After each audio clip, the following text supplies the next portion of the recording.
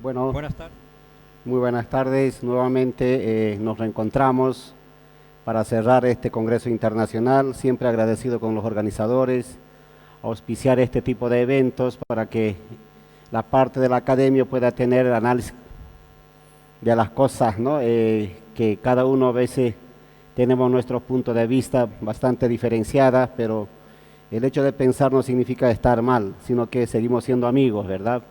Entonces, yo voy a dar un poquito del mejoramiento genético de plantas, lo que yo voy haciendo. Entonces, todas las cosas que nosotros vamos hablando cabalmente son aquellas cosas que venimos realizando a nivel de campo, a nivel de laboratorio, casa de vegetación. Y actualmente estamos también con un emprendimiento privado para poder también de que el conocimiento se traduzca en lo que es el producto para la comercialización.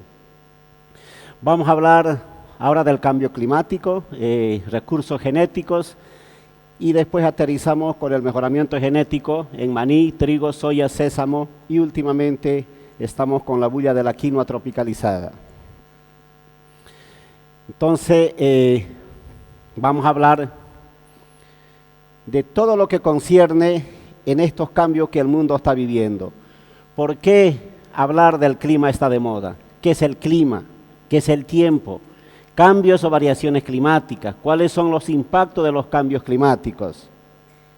Entonces el tiempo, como concepto, es el estado de la atmósfera en un determinado momento y lugar. El tiempo, por lo tanto, cambia todos los días. Estudio de los meteorólogos.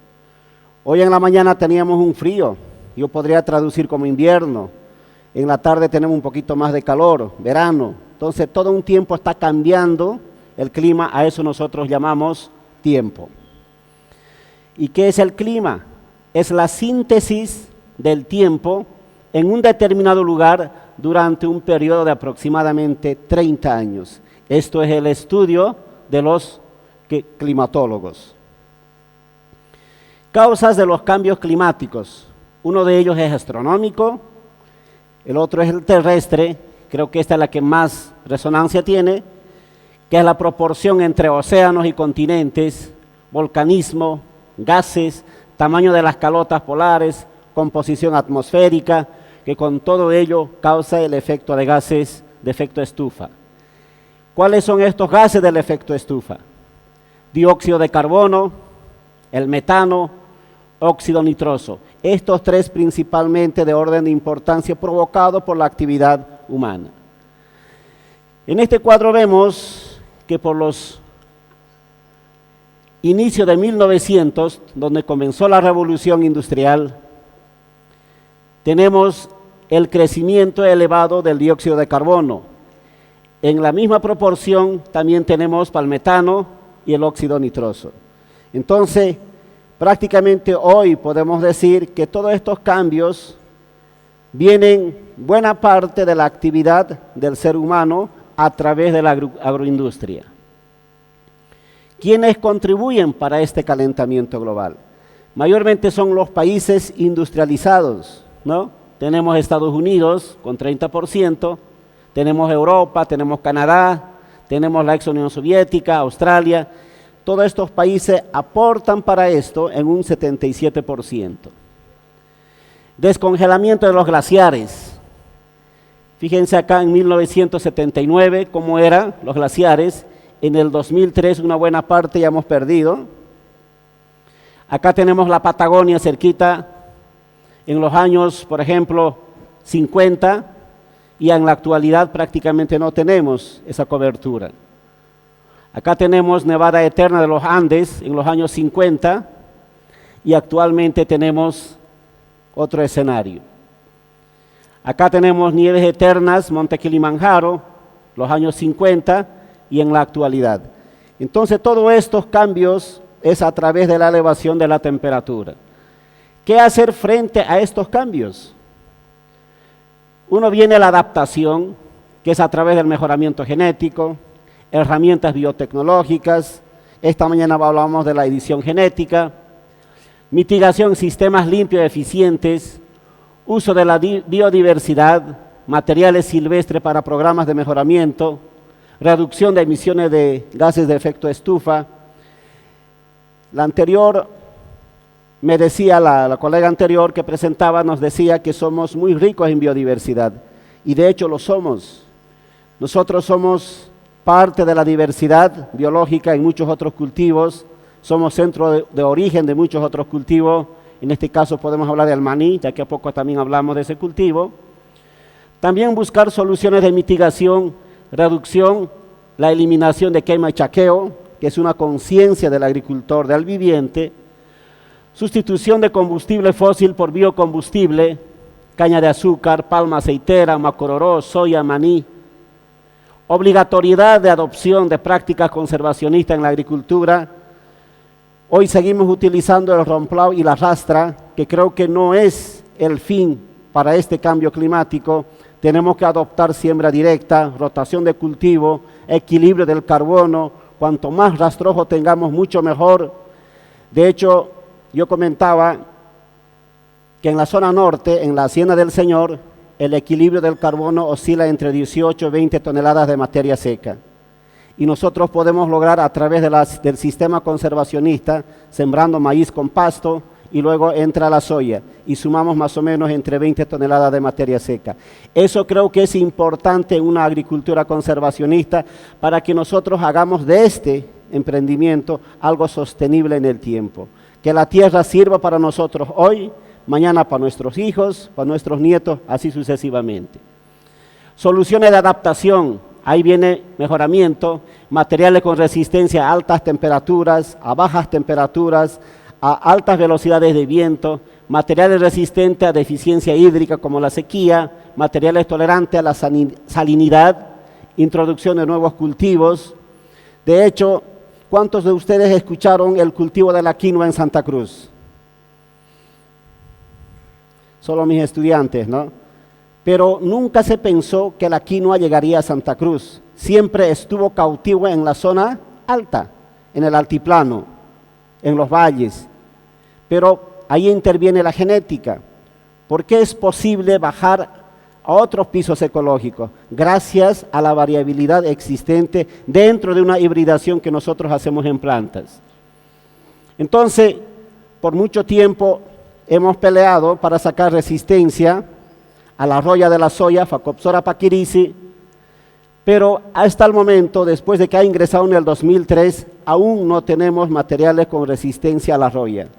Hay algunos con efecto RB, como en este caso a la derecha.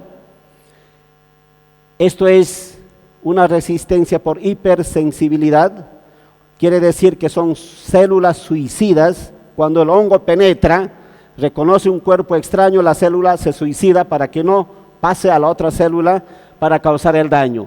Entonces, tenemos algunos materiales actualmente. Fundacruz incluso lanzó un material con esa tolerancia a la roya asiática. Estos son los recursos genéticos a nivel del mundo. De todo esto, cuando yo estaba trabajando en ANAPO, teníamos todos estos materiales, y también el 90% de esto ha quebrado resistencia, y actualmente creo que hay uno o dos que tiene esa particularidad de poder aportar una resistencia genética. Pero para todo esto, si no tiene un programa de mejoramiento genético, los recursos disponibles, recursos genéticos, difícilmente también podemos ampliar en encontrar una variabilidad dentro de una población. Nosotros somos centro de origen de muchas otras especies, en este caso tubérculos andinos. Ahí tenemos la oca, el izaño, la papa. Tenemos también la quinoa en el altiplano. De hecho, estos son algunas fotos, son acá de Santa Cruz. Tenemos recursos genéticos en los camélidos. Fíjese acá el tamaño de la fibra. ¿Cómo hacer de que ésta pueda tener una fibra mucho más delgada, equivalente a la vicuña? Eso es investigación, eso es genética. Incluso tenemos a colores para no gastar en tinta. Otro tipo de variabilidad. Estos son los que nos van a dar cierto potencial genético para que el usuario pueda tener y pueda aplicar en lo que necesita. Si no tenemos esta biodiversidad, difícilmente podemos llevar adelante ciertos programas de investigación. ¿Cuántos de ustedes saben o cuántos de ustedes conocen a la vicuña? Solamente en foto conocen, ¿verdad? ¿Por qué cuesta el pelo de la vicuña bastante elevado por kilo? ¿Ustedes tienen idea cuánto cuesta el kilo de la fibra de vicuña? Más o menos está alrededor de $1,000 el kilo de vicuña. De 4 a 5 unidades de animal se saca 1 kilo. ¿Y por qué cuesta tan caro? Es por el diámetro de la fibra. Entonces, ¿por qué no estudiar cuáles son los genes responsables para poder expresar esa textura en la vicuña?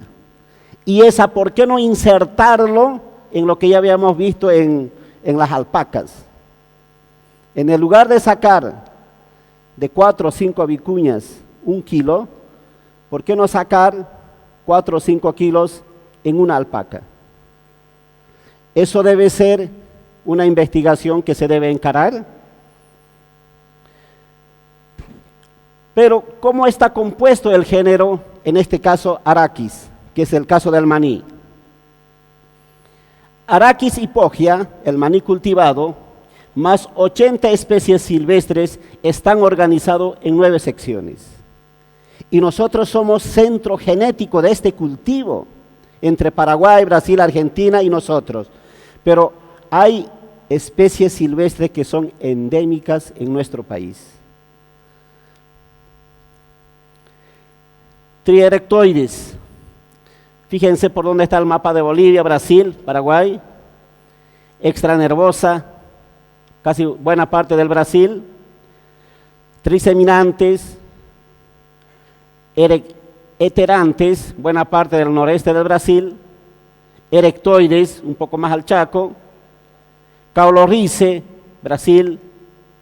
Procumbentes, una parte de Bolivia, Santa Cruz. Rizomatosa, más al sur. Y los Arachis, buena parte de estos 3, 4 países que intervienen. Entonces, nosotros estamos en Santa Cruz, Bolivia, por eso que somos caracterizados el centro de origen de esta especie del maní. Tenemos 2 especies tetraploides. Acá vamos a hablar un poquito de los juegos de cromosomas. Nosotros somos diploides porque venimos donantes del papá y de la mamá. Y el hijo sale diploide y así perpetuamos la especie diploide. Pero tenemos en especies silvestres y especies cultivadas, buena parte de las especies cultivadas son tetraploides. Y buena parte de las especies silvestres son diploides. Y cuando yo comienzo a cruzar o hibridar una especie tetraploide con una especie diploide, sale esterilidad. Es como la mula. ¿Quiénes son los padres de la mula? A ver, los agrónomos, los pecuarios. ¿Quién es el papá, quién es la mamá de la mula? El burro y la yegua. La mamá es la yegua y el burro es el papá. ¿Cuántos cromosomas tiene el burro? 64. ¿Cuánto es su cromosoma sexual? 32. Y de la yegua tiene 62. Su cromosoma sexual, 31. 31 más 32, la mula sale con 63. Y su cromosoma sexual de la mula, 31 o 30.5, ¿verdad? No existe medio cromosoma. Por eso que la mula no puede procrear por esa esterilidad. Por eso que en mejoramiento genético, cuando yo tengo diploides, tengo tetraploides, tengo que hacer premejoramiento para que sean compatibles sexualmente en la generación de progenies. Y de donde nosotros introgresamos ese gene de resistencia para muchas enfermedades, de las especies silvestres. Acá tenemos Arachis monticola, por ejemplo, es un tetraploide, fíjese. Esos sí son compatibles, pero esa especie silvestre, si no tiene la resistencia genética a enfermedades, no me sirve para cruzamiento. Pero si yo encuentro una resistencia a mancha temprana, mancha tardía o la roya, puedo introgresar esos genes de interés para poder colocarlas en la especie cultivada. Entonces, 29 especies diploides silvestres. Ahí estamos haciendo una recolección en la zona de Guarayos, Urubichaya, Guarú. Hay bastantes especies silvestres. Recolección de estas especies cultivadas en los valles cruceños. Todos estos materiales hemos recolectado. Recolección en los llanos centrales, 37. En el Torno, ese sector del Torno, La Guardia. En el Chaco. En el Valle del Icla, en Chuquisaca, muchas otras especies. Entonces, todas estas especies cultivadas son tan importantes para programas de mejoramiento, porque a través de ello yo encuentro la resistencia genética. Pero las especies tetraploides cultivadas carecen de esa resistencia a mancha temprana y mancha tardía y roya, pero sí está presente en la especie silvestre. Pero no puedo cruzarlas porque son incompatibles sexualmente. Entonces, ahí tenemos, por ejemplo, Arachis hypogia, Arachis monticola, Arachis magna, con susceptibilidad a la roya. Pero tengo acá abajo Arachis stenosperma, Diogoi. Todas ellas son resistentes a la roya. ¿Cómo saco el gen de resistencia de este silvestre? Colocarla en la especie tetraploide cultivada. Es a través del premejoramiento. Ahí ingresa biotecnología. Acá tenemos Arachis diogoi, que buena parte está en Paraguay. En Bolivia tenemos el Batizocoy, esto es en la planta de Anapo, en el kilómetro 8,5. Arachis duranensis, este es un material muy interesante en los programas de mejoramiento. Arachis magna tenemos en Bolivia. Y paensis, esto es endémico en Bolivia. Y tiene resistencia a la mancha temprana, mancha tardía y la roya. Entonces, cuando yo estaba en Anapo, yo trabajé mucho en esto. Hemos hecho entrenamientos en Estados Unidos, en Florida, Georgia, trabajando en la tetraploidización de estos materiales. Pero que esto nos debe servir para programas de mejoramiento. Entonces, tenemos aproximadamente 300.000 especies de plantas en el mundo. Aproximadamente 300.000, de los cuales 500 especies domesticadas, 90% del área cultivada con 20 especies, solamente 20 especies. Entonces, ¿qué es el mejoramiento genético de plantas? Es la ciencia, arte de cambiar la genética de las plantas en beneficio de la humanidad. El mejoramiento se lo realiza utilizando varias técnicas que van desde la simple selección de plantas con características deseables hasta el uso de técnicas moleculares complejas, como el caso de que hablábamos esta mañana. Ahora, para crear, desarrollar una nueva variedad, mínimamente se necesita 6 años de investigación trabajando invierno-verano. Si trabajáramos solamente verano, necesitaríamos 12 años de investigación, pero acá lo hacemos 2 veces al año. Entonces, cuando yo desarrollo el material, acá tenemos A por B en el invierno 2009, es el año que yo me retiré de Anapo. F1 entré en el verano 2009-2010, y así va, F2, F3, F4, F5, y allá va. Primer año en el campo, preliminar 1, preliminar 2, intermediario, final 1, final 2. En toda esa etapa es donde se hace la selección de estas plantas con características de interés agronómico. Principalmente 3 cosas: que tengan buen rendimiento, que sean de ciclos precoces por el tema del cambio climático y que tenga alta productividad. Esos son los predominantes para poder seleccionar. Utilizamos estas 7 características que Mendel ha estudiado: quién era dominante, quién era recesivo, cómo se podía recombinar entre parentales que encontramos en la naturaleza. Ahí tenemos la primera ley de Mendel, no sé si ustedes recuerdan, acá los agrónomos. ¿Qué nos dice la primera ley de Mendel? ¿En qué se traduce la primera ley de Mendel?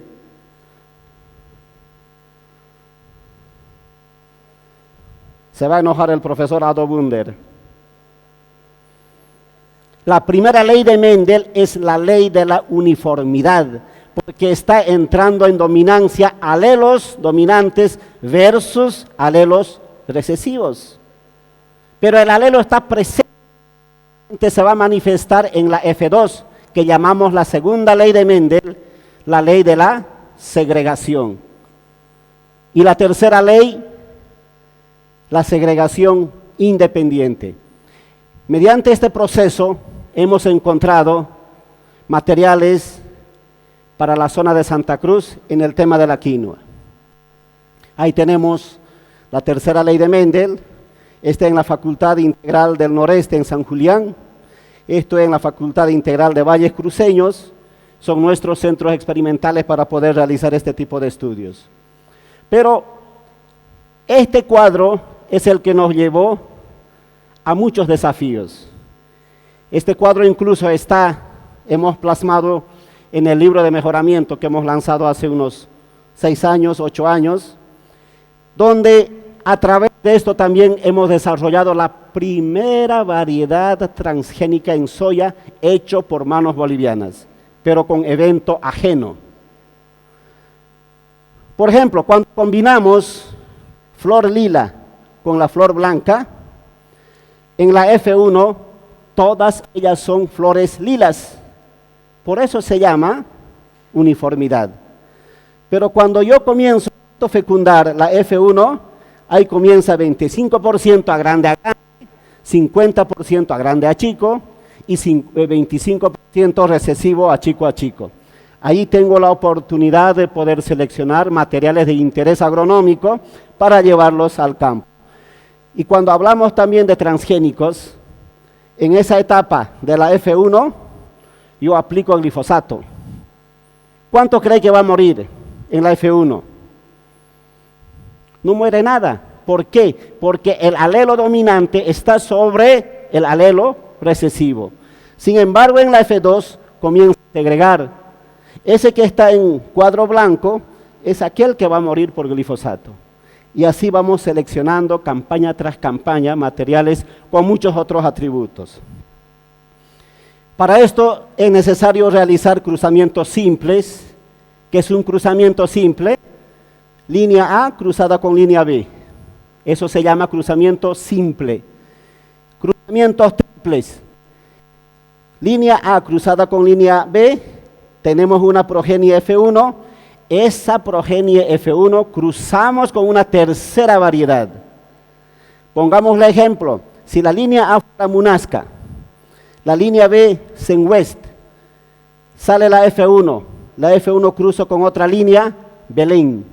Ese es el cruzamiento triple. ¿Y qué es el cruzamiento doble?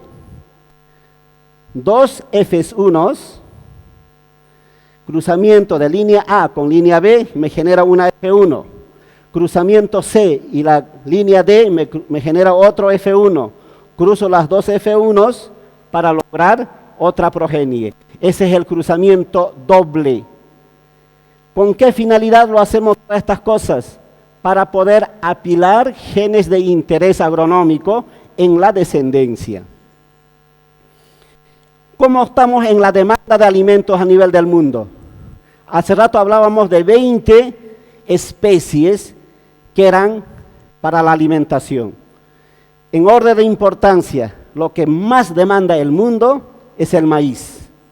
817 millones de toneladas. ¿Seguido de qué? Del arroz y luego del trigo.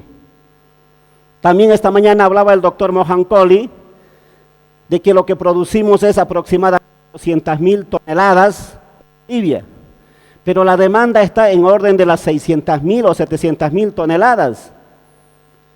¿Y el saldo qué es? ¿Qué pasa con el saldo? Contrabando, importaciones. Entonces, ¿qué es lo que estamos haciendo nosotros? Hay un vacío de dar respuesta en el tema del trigo. De hecho, el consumo per cápita debe estar oscilando entre 60 y 70 kilos hombre-año. Entonces, hay un reto muy grande, por eso yo doy mucho énfasis en ustedes, que son los estudiantes, que ustedes están de crecida y nosotros estamos de bajada, ¿verdad? Entonces, el hecho de poder impartir cabalmente tiene ese objetivo de que alguien se anime a encarar este tipo de iniciativas. Nosotros ya lo hemos hecho, pero falta todavía. Algunos van a estar de acuerdo y algunos no con este enunciado.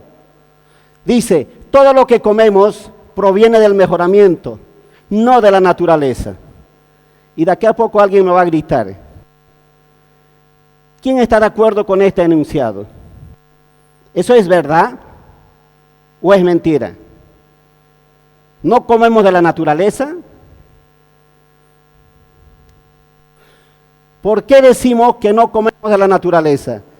Porque todo lo que existe hoy, el tomate, el gualele, la zanahoria, la papa, es producto del mejoramiento genético. ¿A través de qué? Cruzamientos, a través de selecciones, mutagénesis, doble haploide, ingeniería genética, el CRISPR-Cas9, son herramientas que te generan variabilidad para poder encontrar algo que sea agradable para nuestra alimentación. Por eso decimos que no comemos de la naturaleza. ¿Qué creen que es esto? A ver, los estudiantes míos ya lo conocen, así que no rompan el show. Los que no han escuchado esta charla, ¿qué creen que es esto? ¿Qué cultivo es esta? Sin miedo. Yuca. Eso es esto. Pero en la naturaleza existió esta. Ahora, ¿se dan cuenta que lo que comemos es del mejoramiento, no de la naturaleza? ¿Y qué es este otro? Es una maleza resistente al glifosato. Eso es la lechuga crespa, la lechuga manteca, otro, ¿no? Y este otro.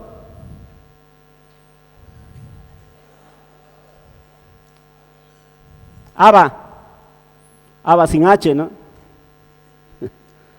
Esto es maíz. El maíz se ha originado de este diploide teosinte. Por eso decimos, hoy comemos del mejoramiento, no de la naturaleza. Porque la naturaleza no nos dio tal como lo vemos. El hombre fue seleccionando en base a lo que veía necesario. Fíjense, mira, de la Brassica oleracea, de ello tenemos al repollo rizado, luego tenemos al colirrano, al repollo, y ahí va, ¿no? Coliflor, brócoli, partiendo solamente de esa especie silvestre. Entonces, ¿cuál es la contribución que Mendel dio para la biotecnología? Considerado Mendel, el padre de la genética, Gregor Mendel, todavía en el siglo XIX comenzó estudiando ciencias agrarias y técnicas de polinización artificial para hacer el cruzamiento de plantas. En 1865, con base en los conocimientos que obtuvo, Mendel lanzó la base de la genética al explicar la transmisión de características de generación para generación, que hoy llamamos genes. Entonces, ¿qué es el DNA? Es la contribución de Mendel. DNA es la sigla en inglés para el ácido disoxirribonucleico, molécula en forma de doble hélice, que es la base de la hereditariedad. Ella fue descubierta en el 1953 y aproximadamente 20 años después cientistas consiguieron combinar dos moléculas de DNA en laboratorio, desarrollando la técnica del DNA recombinante. De ahí nace la insulina humana. una insulina transgénica que venimos consumiendo más de 20 años en Bolivia, producto de una recombinación en laboratorio con bacterias. ¿Quién produce la insulina en nosotros? Páncreas. Sacó el gen de nuestro páncreas, puede ser del chancho también, insertado en una bacteria, y la bacteria por fermentación saca litros de insulina. Entonces, poquito vamos a hablar de mejoramiento de maní. Estos son los ensayos que nosotros hemos implementado, solamente buscando resistencia a 3 enfermedades: mancha temprana, mancha tardía, roya. Muchos de estos son, por ejemplo, allá se ve un color un poco más amarillo, es la susceptibilidad a la roya. Pero también entre esta población de líneas existe resistencia genética. Pero para entrar en ese programa de mejoramiento, primero tenemos que conocer cuál es su sistema reproductivo, cuál es el sexo. Tenemos que conocer florecimiento compuesto, florecimiento simple, fíjense los ginóforos. ¿Qué se necesita para esto? Creemos, no me va a dejar mentir el ingeniero Ado Wunder, no necesitamos inmensos laboratorios sofisticados. Necesitamos una heladera para guardar el polen, esa lupa, algunas pinzas, pero más que todo eso es el conocimiento. Este lente lo tengo hasta hoy en día, me regaló el doctor Roy Pittman en Georgia, con él aprendimos a hacer muchos de los cruzamientos. Luego, ¿cuál era el momento ideal para cruzar? Tuvimos que dormir varias noches en laboratorio, en casa de vegetación, para identificar cuál era el tamaño ideal para emascular una flor de maní. De hecho, el maní se cruza en la noche, es como nosotros, ¿no? No hay de día. Claro, ustedes no tienen horario, es por eso. El maní solamente a partir de la noche en adelante comienza a formar ese botón, tal como es el momento ideal para poder castrar. Acá estamos sacando los sépalos, ahí ya sacamos el estandarte, y acá tenemos, fíjese acá está la hembra, que es el estigma, y acá está el macho abajo. Raro, ¿no? Porque el macho siempre está encima, como en la soya, como en otros cultivos, como en frijol, pero acá es al contrario. Entonces hay que sacar antera por antera. De hecho, esa uña no es mía, ¿ya? Luego, tenemos una flor emasculada, acá tenemos el polen, estamos polinizando, y acá ya fue polinizada, acá ya fue fecundada. Ahora, ¿cómo una vez fecundada comienza a desarrollarse el ginóforo? Yo trabajaba con esas pitas y trabajaba con alambre de cobre. Ahí está creciendo, acá ya va desarrollándose el ginóforo y aquí ya clavó al piso y el fruto se da en el subsuelo. Ahí tenemos el híbrido del maní, de ahí son 6 años jóvenes para seleccionar. De ese cruzamiento hemos obtenido muchos otros materiales.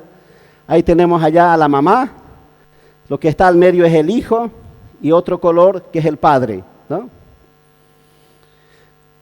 De esto hemos sacado muchos otros materiales. De hecho, está con luz, ahí se nota que el cruzamiento es de noche. Acá tenemos nuestros colaboradores de Estados Unidos, de Georgia y Florida. Y hemos desarrollado una infinidad de materiales de maní para Bolivia. Hemos lanzado 2 para Chuquisaca, 2 para Cochabamba y unos 12 materiales para Santa Cruz. Estos son todos trabajos de tesis. Hay materiales incluso que tienen hasta 4 toneladas por hectárea. Todos los ensayos, de hecho, la mano de obra especializada son ustedes, porque a través de ustedes también nosotros generamos tecnología. Fíjense acá, Cruzamiento de C99R con vallo grande. Rendimiento con cáscara 4.7 toneladas y sin cáscara 3.3 toneladas. Ensayos finales, lanzamiento. De este proceso hemos lanzado, esta es la segunda variedad. La primera variedad se llamaba Mairana y la segunda es la Cordillera. Pero nos tropezamos con este programa de mejoramiento que no era posible encontrar resistencia a mancha temprana, a mancha tardía y la roya. ¿Qué hicimos? Este es un proyecto, una idea. Yo en esa época me retiré de ANAPO, por eso no continuamos. Era la tetraploidización, cruzamiento entre especies silvestres de Arachis, orientado a la introgresión de genes de resistencia a enfermedades de maní cultivado. O sea, sacar el gen de la especie silvestre, colocarla en la cultivada para encontrar la resistencia genética a esas tres enfermedades. El objetivo es identificar especies silvestres con resistencia, realizar cruzamiento entre especies del genoma A y B resistente a por lo menos una enfermedad fúngica, duplicar los cromosomas de los híbridos estériles, realizar cruzamiento entre Arachis hipogia y los anfidiploides sintéticos y obtener la F1 con 50% del genoma del maní cultivado y 50% del genoma de la especie silvestre. De esa manera podíamos encontrar la resistencia a esas tres enfermedades. Hasta aquí fue el maní, eso es lo que hemos hecho, por eso al inicio yo decía, vamos a hablar de lo que hemos realizado en mejoramiento. En el tema del trigo, casi la mayoría de las especies silvestres son diploides y los cultivados son tetraploides, hexaploides. En este caso, tenemos la madre BB y el padre AA, más o menos. Es el cruzamiento de Triticum monococcum. De ese cruzamiento sale la F1A por B, se duplican los cromosomas y se vuelve tetraploide. El trigo tetraploide es aquella especie destinado para pastas, para galleta, fideo. No es un trigo que hincha la masa, no es un trigo pan. Luego, ese tetraploide se cruza con un diploide, que es el Triticum tauchi, vuelve a ser un triploide, se duplican los cromosomas, luego tenemos el Triticum aestivum, que es el trigo pan que hoy consumimos. Entonces consumimos un hexaploide, tenemos para las pastas un tetraploide y los diploides para poder donar algunas características que nosotros buscamos en cuanto a resistencia. Entonces, ¿cuál es el objetivo del mejoramiento? Concentrar diferentes genes útiles en un mismo genotipo. Acá tenemos algunas tomas de quirusillas. ¿Alguien conoce quirusillas? Son bayunos, ¿verdad? Bien. Esa parte de la región de quirusillas es tan ideal para que se manifieste una enfermedad llamada piricularia. Entonces todos nuestros materiales llevamos a quirusillas y aquella línea o progenie que no se enferma, seleccionamos. Aquella que se enfermó, descartamos. Entonces quirusilla es el centro donde nos dice qué seleccionamos o qué descartamos. Son los mismos materiales que se necesita, no son grandes cosas. De hecho, Udavol puede tenerlo 10 veces más que esto. Solamente necesitamos actitud para hacer las cosas. Ahí tenemos los bloques de cruzamiento en trigo. Esto lo hacemos en la Casa de Vegetación, Santos Dumont, Cuarto Anillo. Ahí lo que hacemos, todas las posibles combinaciones. De hecho, algunos estudiantes de Udavol han ido a hacer prácticas a la Casa de Vegetación. De hecho, yo también he sido docente de esta universidad años, cuando era joven. ¿Cómo se hace? Fíjese, mira, en la figura 1, que es el embuche, ese es el momento ideal de poder hacer la emasculación. Ahí estamos sacando las espiguillas, cortando acá con la tijera, y acá estamos sacando las anteras. De esta manera se procede, fíjese allá están las 3 anteras que estamos sacando, solo queda estigma, la hembra, y luego hacemos la polinización. El macho tiene que estar totalmente con la antera afuera, liberando el polen, y ahí venimos haciendo muchas otras actividades hasta tener muchas progenies. Esto es en Valle Grande. Entonces, fíjese acá.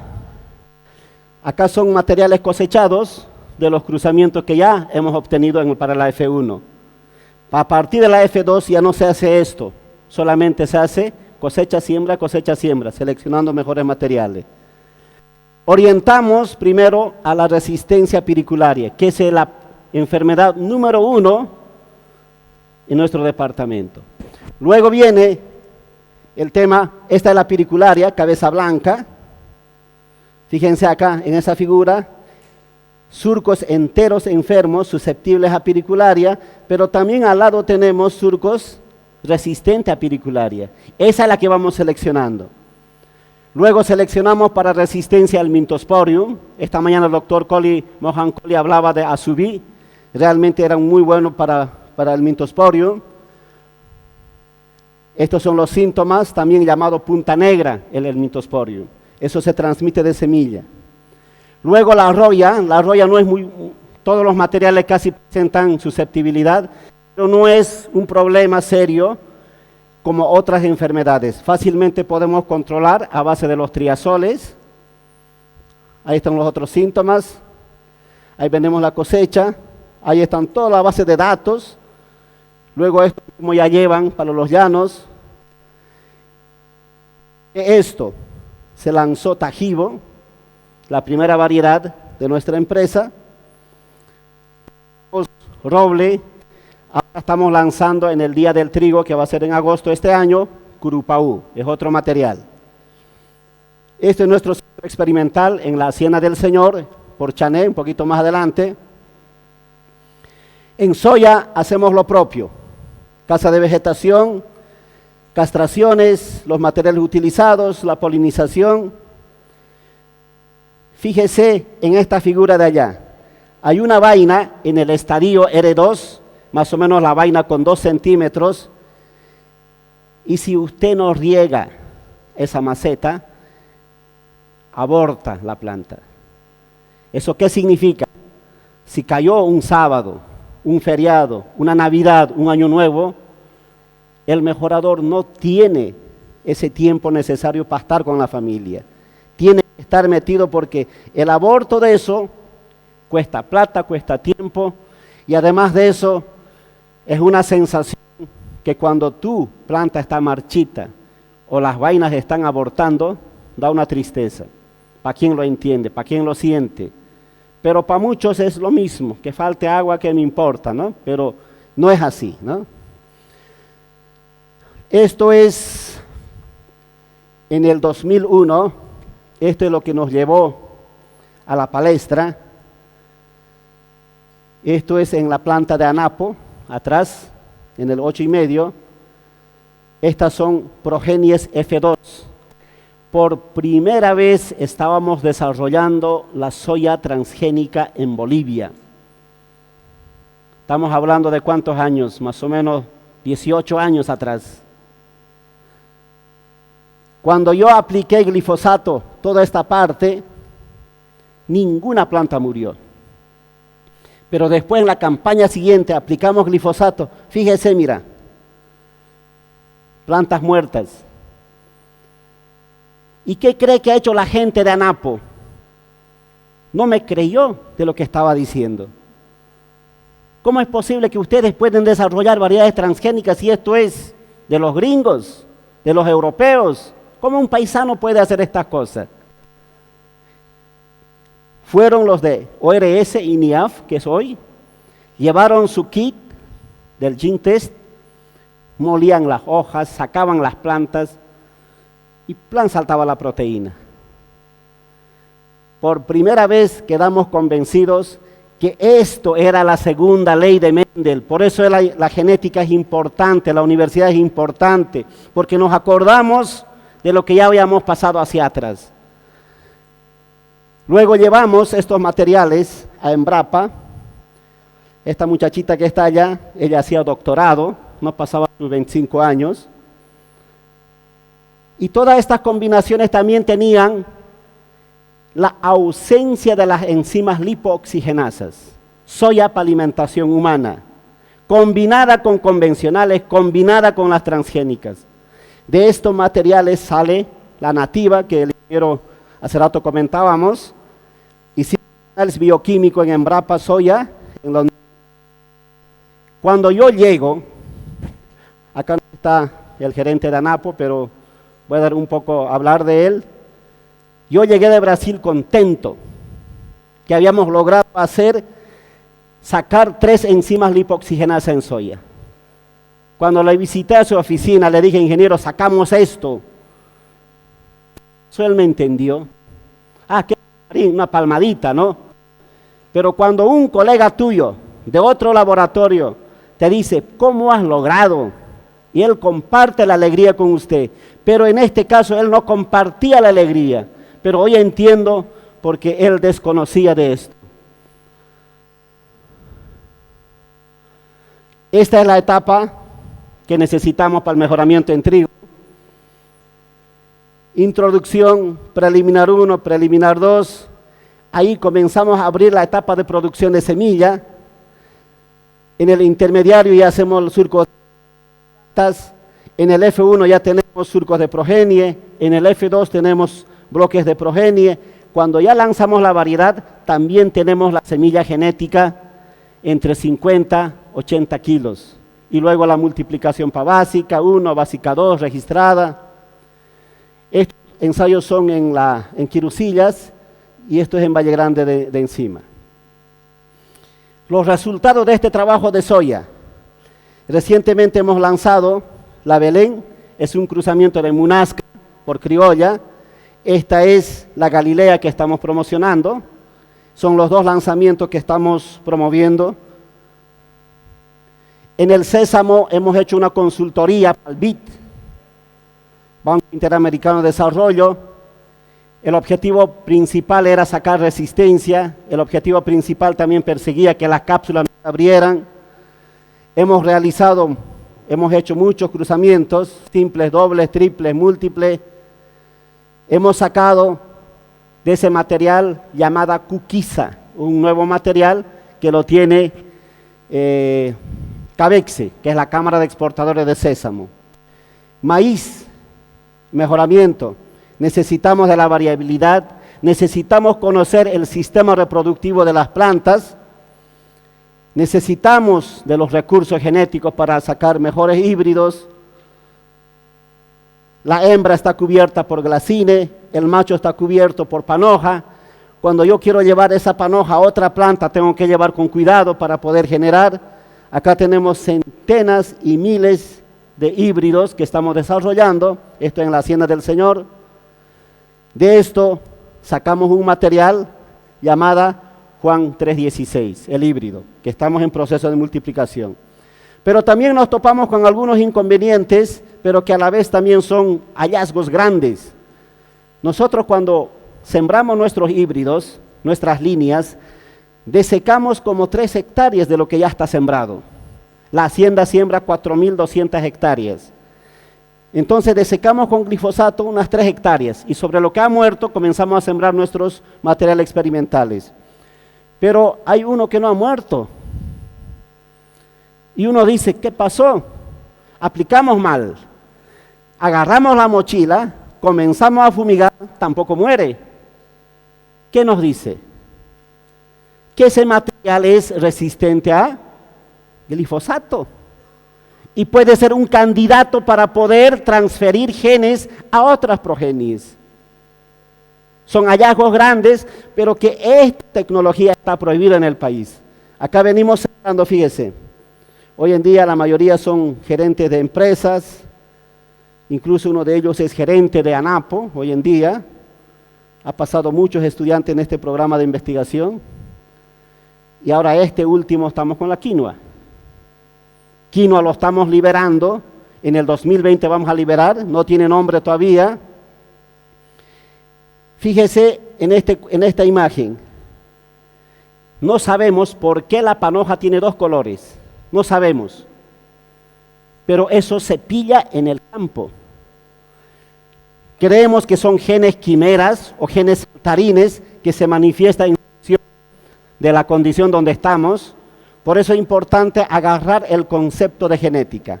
¿Qué es genética? Genética es el estudio de la biología que estudia la herencia de generación en generación y su variación. ¿Y la variación qué es? Temperatura, altitud, viento. Acá tenemos seleccionando las mejores panojas, todo tipo de panojas, amarantiformes, glomeruladas, algunas fotos. Fíjese, ¿cuántos de ustedes saben cuánto se levanta de cosecha en quinoa en el altiplano? ¿Cuál es el rendimiento por hectárea?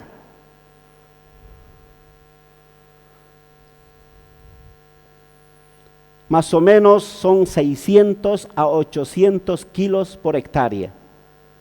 Este ensayo en San Julián, el año pasado, hemos levantado entre 2 a 4 toneladas por hectárea.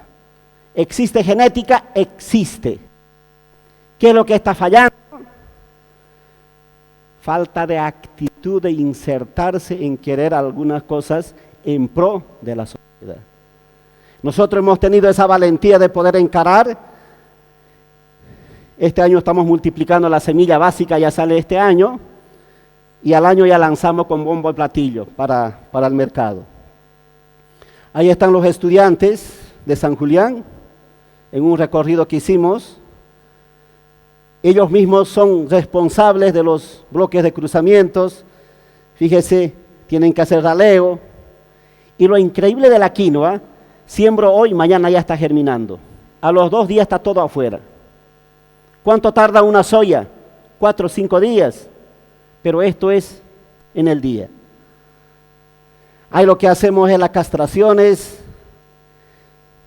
acá polinizaciones. Utilizamos la aguja para castrar, porque no hay otro equipo. Ahí estamos colectando polen y luego viene la cosecha. Ahí tenemos la susceptibilidad a mildio, que es la enfermedad potencial en quinoa. Hoy estamos con muchos materiales con resistencia a esta enfermedad que es el mildio. Estos materiales ya han sido enviados a Checoslovaquia, estamos enviando otros a Alemania para saber cuáles son las diferencias que existen en valor nutricional de nuestra quinoa tropicalizada versus la quinoa del altiplano. Se acabó. Eso era. Muchas gracias.